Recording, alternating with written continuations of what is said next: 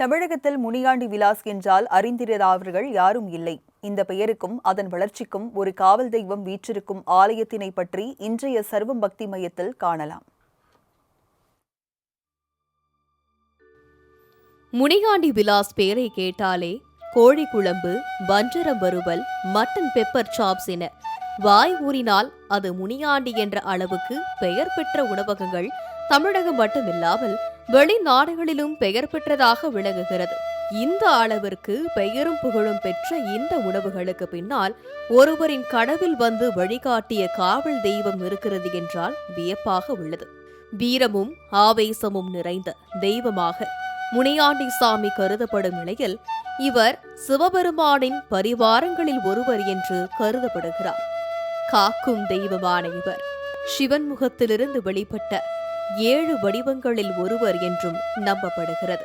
காவல் தெய்வமான முனீஸ்வரரை முனி, முனியாண்டி, முனியப்பர், முனியன் என பல பெயர்களில் கிராம மக்கள் அழைத்து வழிபடுவதோடு அவர்களின் குல தெய்வமாகவும் விளங்குகிறார்.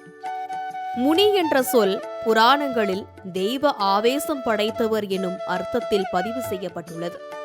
முறுக்கிய மீசையோடு கையில் அரிவாளோடு காட்சி தரும் இவர் வானுக்கும் பூமிக்கும் ஒளிப்பிழம்பாக காட்சி தருவார் என்றும் மனிதனோடு மனிதனாக வாழ்பவர் எனவும் தவறு செய்தால் தலையை அறுப்பார் என்றும் கிராம மக்களால் கூறப்படும் நிலையில் இவர் பயிர்களை காப்பதாகவும் மக்களுக்கு நல்ல வாழ்க்கையை வழங்குவதாகவும் நம்பப்படுகிறது.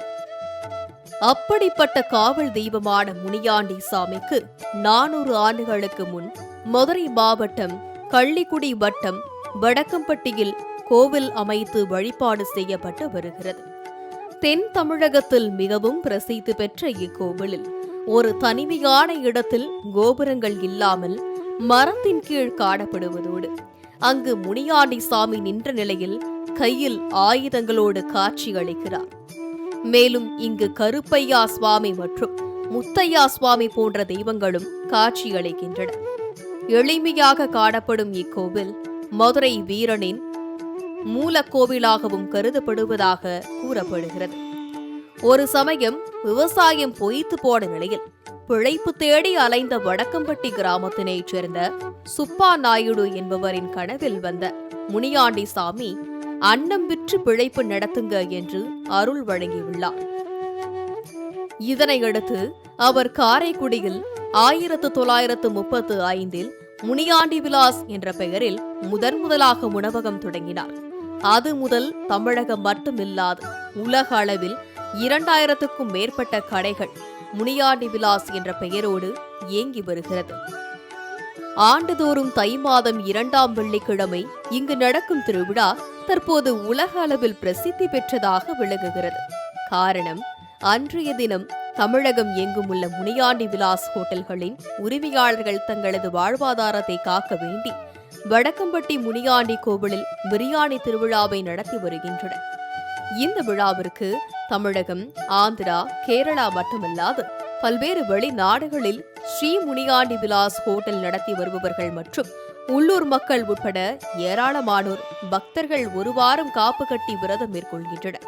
மேலும் தை மாதம் 2ஆம் வெள்ளிக்கிழமை திருவிழா நாளில் பெண் பக்தர்கள் பலரும் தங்களது இல்லங்களில் இருந்து எடுத்து வந்த தேங்காய், பழம், பூந்தட்டுகளை தலையில் சுமந்தபடி ஊர்வலமாக வந்து சாமிக்கு தேங்காய் உடைத்து பூஜை செய்து வழிபடுகின்றனர். பின்னர் முனியாண்டி விலாஸ் ஹோட்டல் உரிமையாளர்கள் அனைவரும் ஒன்றிணைந்து அளிக்கும் 200 ஆடுகள், 300 சேவல்களை நேர்த்திக்கடனாக செலுத்துகின்றனர். அதன்பின் பெரிய அண்டாக்களில் பிரியாணியாக சமைத்து திருமங்கலம், கள்ளிக்குடி, வடக்கம்பட்டி சுற்றுவட்டாரத்தில் உள்ள 60க்கும் மேற்பட்ட கிராம மக்கள் இந்த உணவினை பிரசாதமாக வழங்கி வருகின்றனர். இப்படி திருவிழாக்களில் இங்கு கூடும் உணவக உரிமையாளர்கள் தங்கள் வியாபாரம் செழிக்க வேண்டி வருடம் முழுவதும் சாமிக்காக சேகரித்த பணத்தை கொண்டு பிரியாணி விருந்து சமைத்து அன்னதானம் வழங்குவதாக தெரிவிக்கின்றனர். இவ்வூரின் காவல் தெய்வமாக விளங்கும் முனியாண்டி சாமியை வேண்டி தொழில் தொடங்கினால் நல்ல வளர்ச்சி அடையலாம் என நம்பிக்கையுடன் பல்வேறு மாவட்டங்களில் இருந்து வரும் பக்தர்கள் சாமிக்கும் அபிஷேக ஆராதனைகள் செய்து உத்தரவு பெற்று செல்கின்றனர். இப்பகுதிகளில் விவசாயத்தில் ஈடுபடுபவர்கள் தங்கள் வயல்வெளிகளை தீயவர்களிடமிருந்து காக்கும் தெய்வமாக வணங்கி வருவதோடு பிரார்த்தனைகள் நிறைவேறியவுடன் ஆடு மாடுகளை பலியிட்டு நேர்த்திக்கடன் செலுத்துகின்றனர். மாலை முரசு செய்திகளுக்காக திருப்பரங்குன்றம் செய்தியாளர் சுந்தரபாண்டியனுடன் கலைமாமணி நந்தகுமார்.